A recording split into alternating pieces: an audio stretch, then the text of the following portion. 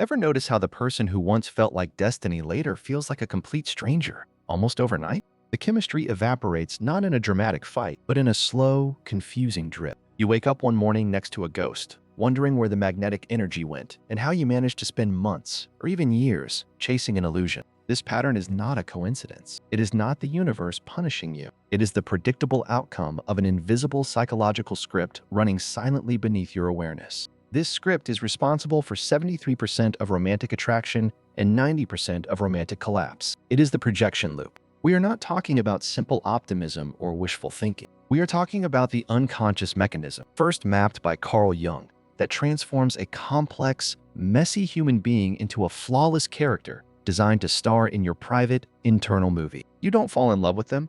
You fall in love with the role they are temporarily playing. In the next 20 minutes, we will map this exact four-step projection loop. We will expose the psychological architecture of the mind that makes you mistake fantasy for fate. Crucially, you will learn the practical, 30-second daily check that breaks the loop before the next swipe, before the next intense conversation, before the next heartbreak. This is not about blaming others. It is about reclaiming the parts of yourself you have outsourced to strangers. To understand projection, we must first understand the inner architecture of the soul, as Jung described it. Deep within the personal and collective unconscious, every human being carries an image of the opposite sex. For men, this inner feminine image is the anima. For women, the inner masculine image is the animus. These are not just concepts. They are powerful, autonomous archetypes, psychological templates forged from millennia of human experience, personal history, cultural myths, and, most potently, the relationship we had with our earliest caregivers. Think of the anima or animus as a sophisticated, high-resolution filter. When you encounter a potential partner, your brain doesn't process them raw. It immediately overlays this internal template. The animus, for example, is the inner image of power, logic, assertion, and structure that resides within a woman. If this inner image is undeveloped, say because she grew up without a strong, integrated masculine presence, that animus will remain a hungry, unconscious tyrant. It will demand that the outside world provide the missing structure. This is why some women chase dangerous men or men who are emotionally unavailable. They are not chasing love. They are chasing the projection of an untamed, powerful animus that they have not integrated internally. The man is simply a blank screen onto which she projects her own unlived aggression, her need for certainty, or her search for a savior figure. Conversely, the anima is the man's inner feminine image, representing connection, emotion, intuition, and relatedness. If a man has suppressed his emotional life, refusing to acknowledge his own need for intimacy or vulnerability, his anima remains immature and powerful. He will then project this missing piece onto women. He seeks a woman not as a partner, but as a vessel, someone to carry his entire emotional life, his spiritual purpose, and the parts of himself he deems too weak or fragile to possess directly. When you feel that overwhelming, undeniable spark, that sense of instant recognition, it is often not the universe aligning. It is the template snapping into place.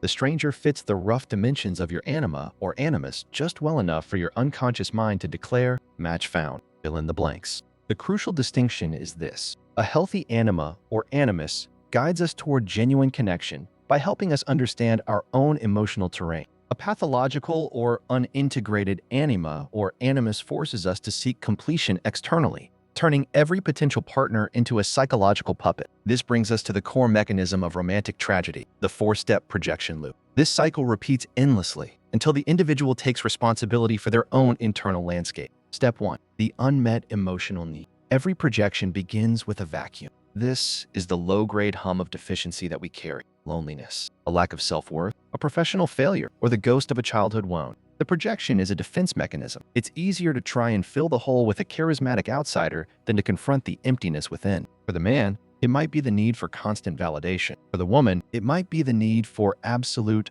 unwavering certainty and control. The unconscious mind registers this need and initiates the search for the external plug. Step 2. The template snap and casting call. The moment a potential partner appears, perhaps on a dating app, at work, or through mutual friends, the anima or animus template flashes. If the person possesses even one or two traits that align with the template, for example, they are tall, they use sophisticated vocabulary, they are quiet and mysterious, the unconscious mind selects them for the role. This selection process is brutally fast. It is not based on reality. It is based on utility. The stranger is cast as the savior, the muse, the dangerous rebel, or the perfect provider.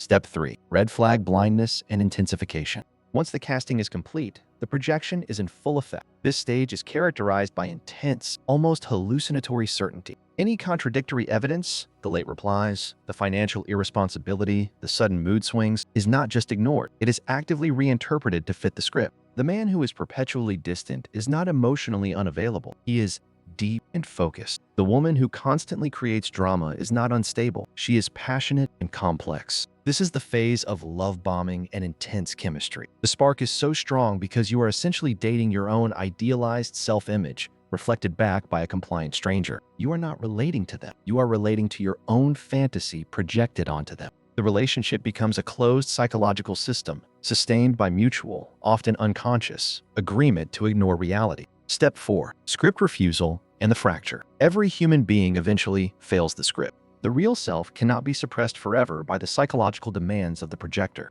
This failure is usually triggered by a single, small, but undeniable microbehavior that refuses the template. The woman who was cast as the nurturing, docile Earth Mother suddenly asserts a firm boundary or pursues a highly ambitious, independent goal. The man cast as the stoic, unwavering rock admits to a moment of profound fear or vulnerability. This is the moment the hologram glitches. The real person underneath has briefly, involuntarily peeked out. The projector, invested in the illusion, does not interpret this as a sign that they were wrong about the person. They interpret it as the partner changing or betraying the relationship. The projection collapses, often violently and swiftly. The magnetic attraction turns instantly into repulsion, confusion, or even contempt. The laugh that was once charming is now grating. The intensity is now suffocating.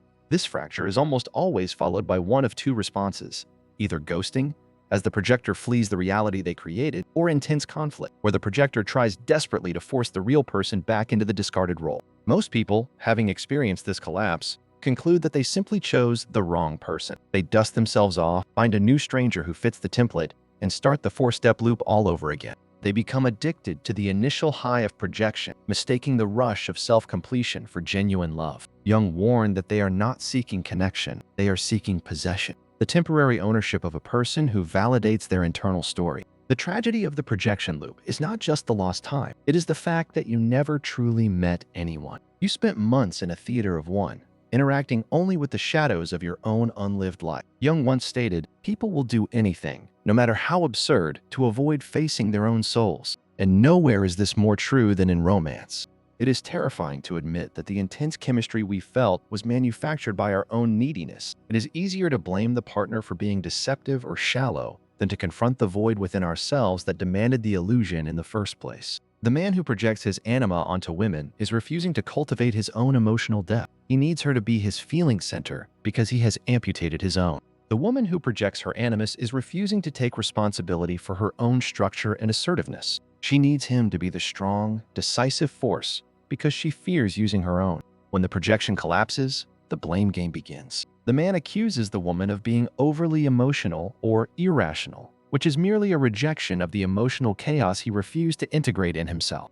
The woman accuses the man of being weak or directionless, which is the sound of her own inner authority demanding to be heard. They are both dancing with shadows, never realizing they are fighting their own disowned parts reflected in the mirror of the partner. But there is a path out of this psychological theater. Jung called it individuation, the lifelong process of becoming a whole, integrated individual. It is the work of updating your internal software so that the anima and animus become guides, not tyrants. Individuation is not glamorous. It is the brutal, quiet work of self-confrontation. It requires you to stop seeking validation externally and start building your own internal sense of worth. Here is the practical framework for beginning this work, structured around 3 essential rungs of self-discovery. Rung 1, the daily shadow sentence. The shadow is the psychological term for everything you have rejected, denied, or suppressed about yourself. The parts you deem weak, unacceptable, or shameful. When you judge a partner, their insecurity, their neediness, their arrogance, you are often judging a disowned piece of your own shadow. The daily practice is simple. Every morning,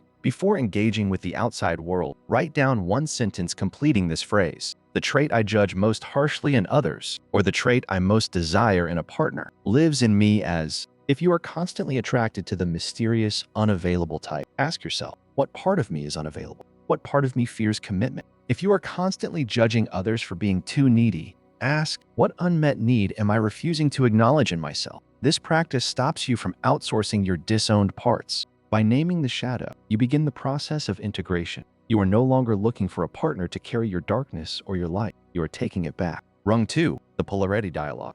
The anima and animus thrive in silence and secrecy. They lose power when given voice. Once a week, dedicate time for a written dialogue with your inner opposite. If you are a man, let your anima speak first. Write down her critique of your life. She might challenge your rigidity, your fear of vulnerability, or your endless pursuit of external achievement. If you are a woman, let your animus speak. He might question your reliance on emotional security, your tendency toward moral superiority, or your avoidance of conflict. Do not try to win the argument. The goal is to hear the voice of the opposite within you. By confronting the inner tyrant, you diminish its need to hijack a stranger in the outside world. The more you listen to your inner feminine or masculine, the less desperately you will chase its projected image in a partner. Rung 3, the micro-solitude date. Projection flourishes when you are running from yourself. The moment boredom or discomfort sets in, the impulse is to reach for a distraction, a phone, a friend, a dating app. That impulse is the template reinstalling itself, seeking external input to define your reality. The antidote is radical solitude.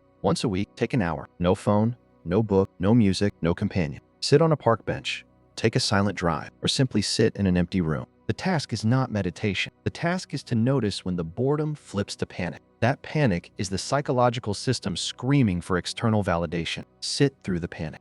Allow the emptiness to surface. By sitting in your own company, fully present, you are teaching your unconscious mind that you are enough. You are proving that your wholeness does not depend on the presence or approval of another person. You are deleting the old, faulty program. The goal of this work is not to become cold or distant. It is to become rooted. A man who has integrated his anima is not emotionally weak. He is emotionally intelligent. He can feel deeply without being swept away. A woman who has integrated her animus is not overly aggressive. She is assertive and clear about her boundaries. When you reach this state of individuation, the nature of attraction fundamentally changes. You stop auditioning for someone else's inner movie, and you finally meet a real person. The greatest paradox of individuation is this: the less you need them, the more attractive the real you becomes. When two whole people meet, the conversation changes texture.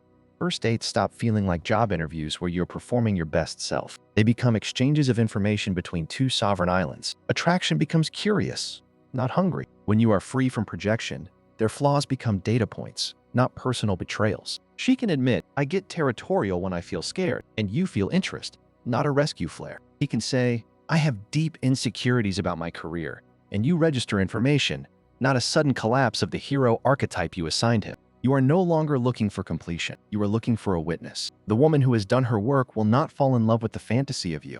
She will stand before you, raw and real, not as a goddess looking for worship, but as a human being willing to walk her own path beside you. She won't need you to carry her soul because she has learned to carry her own. The man who has done his work does not chase. He stands still, fully rooted. He doesn't manipulate or perform. He attracts women who want the truth, not a character. When he meets her, there is no clinging, no desperation. There is only truth, and that truth, Jung taught, is the rarest and most dangerous kind of love, the kind that is born of freedom, not need. This is the power of becoming the author of your own reality. You move from being a psychological puppet, dancing to the tune of an unconscious template, to being a fully conscious man or woman, choosing your relationships from a place of strength and clarity. Carl Jung didn't leave you a map to follow. He left you a warning. Every man and woman who refuses to confront themselves will remain enslaved to the projections of others. But he also left you a challenge: to walk the path of individuation. Stop blaming others for the roles you volunteer to play. Stop seeking wholeness in someone else's eyes.